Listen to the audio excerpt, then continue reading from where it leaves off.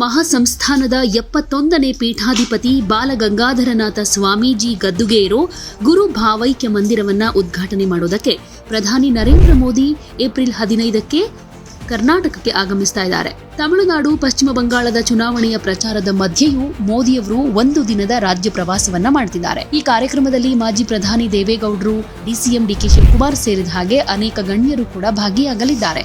ಸುಮಾರು 10 ವರ್ಷಗಳ ಕಾಲ ನಿರ್ಮಾಣ ಹಂತದಲ್ಲಿದ್ದ ಈ ಭವ್ಯ ಮಂದಿರ ಸುಮಾರು 80 ಕೋಟಿ ರೂಪಾಯಿ ವೆಚ್ಚದಲ್ಲಿ ತಲೆ ಎತ್ತಿ ನಿಂತಿದೆ. ಇದು ಆದಿಚುಂಚನಗಿರಿಯಲ್ಲಿ ಬಾಲಗಂಗಾಧರನಾಥ ಸ್ವಾಮೀಜಿಯವರ ಐಕ್ಯ ಸ್ಥಳದಲ್ಲಿ ನಿರ್ಮಾಣವಾಗಿರುವುದು ವಿಶೇಷ.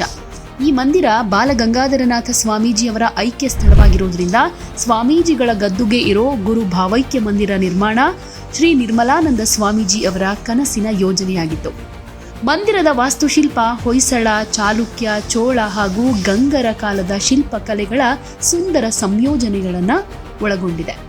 ದ್ರಾವಿಡ ಶೈಲಿಯಲ್ಲಿ ನಿರ್ಮಾಣವಾಗಿರೋ ಈ ಮಂದಿರ ಶಿಲ್ಪಕಲೆ, ವಾಸ್ತು ವಿನ್ಯಾಸದ ಅತ್ಯದ್ಭುತ ಉದಾಹರಣೆಯಾಗಿದ್ದು ಭಕ್ತರಲ್ಲಿ ಆಕರ್ಷಣೀಯ ಕೇಂದ್ರವಾಗುತ್ತೆ. ದ್ರಾವಿಡ ವಾಸ್ತುಶಿಲ್ಪ ಶೈಲಿ ಸಹಸ್ರಾರು ವರ್ಷಗಳಿಂದ ದೈವಿಕ ಶಕ್ತಿಯ ದೃಶ್ಯ ಭಾಷೆಯಂತಾನೆ ಪ್ರಸಿದ್ಧಿ ಪಡೆದಿದೆ.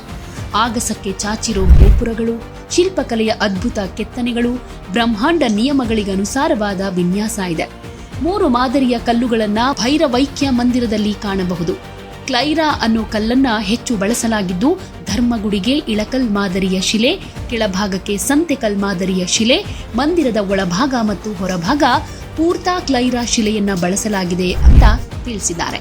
ಪ್ರಧಾನಿ ಮೋದಿಯವರ ಆಗಮನದ ಹಿನ್ನೆಲೆಯಲ್ಲಿ ಭದ್ರತಾ ಕ್ರಮಗಳು ಕಠಿಣ ಮಾಡಲಾಗಿದ್ದು ಎಲ್ಲ ಅಗತ್ಯ ಸೌಲಭ್ಯಗಳನ್ನ ಸಜ್ಜುಗೊಳಿಸಲಾಗಿದೆ.